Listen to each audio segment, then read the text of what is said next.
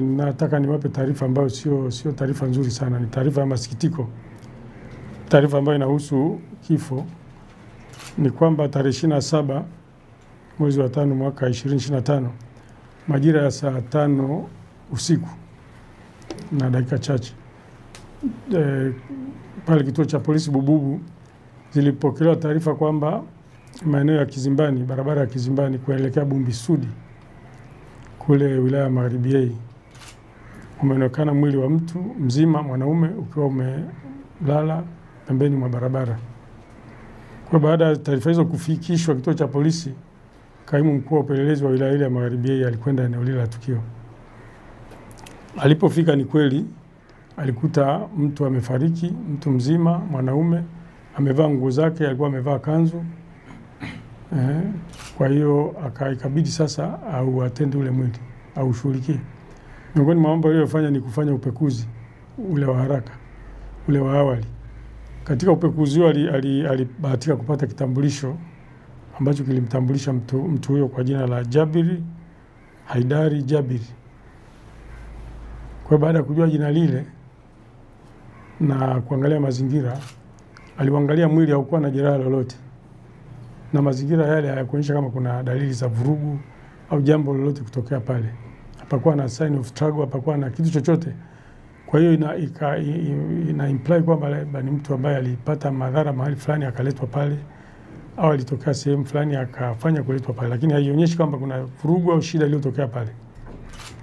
Kwa hiyo mwili ule ulipelekwa hospitali yetu hapa ya Mnazi Mmoja kwa ajili ya kuhifadhiwa na kutaka sasa kujua kwa kina. Kwa bahati nzuri ufuatiliaji uliendelea kufanyika usiku ule. Mimi mwenyewe kwa kushirikiana na yule mkuu wa upelelezi msaidizi tulifuatilia na tukabaini kwamba mtu huyu kwa maana kwa jina ile la Jabiri Haidari Jabiri ni mkazi wa Fuoni Mambo Sasa pale Mshelishelini. Kwa hiyo tulifanya juhudi tukapata taarifa za awali ambazo ndo nataka sasa wananchi wapate angalau, kwa sababu najua wananchi wengi wanajua kwamba msiba huu umetokea, yuko pale hospitali ya Mnazi Mmoja.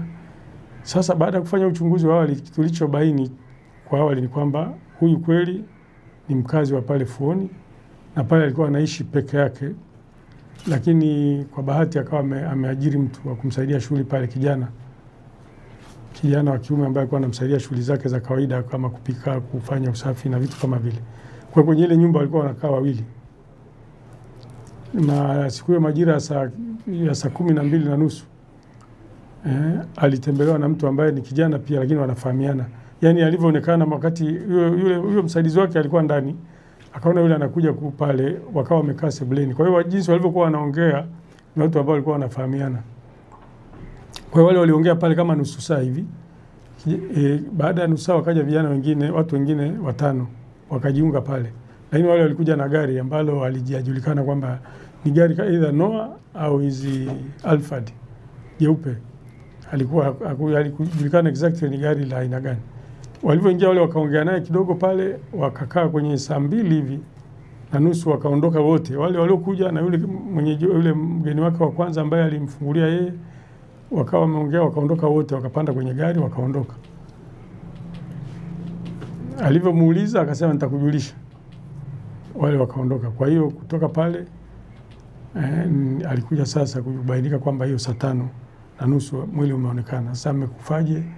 Ameuawa na nani? Kwa nini afe? Na wale walioondoka nao wako wapi? Bado tunapambana na hilo sasa. Tunataka kujua wale ambao walionekana kwamba ni marafiki, kwa maana yule alikuja wa kwanza na wale wengine ni kama vile walijuana na yule aliyetangulia wakaondoka naye. Sasa wameenda naye wapi?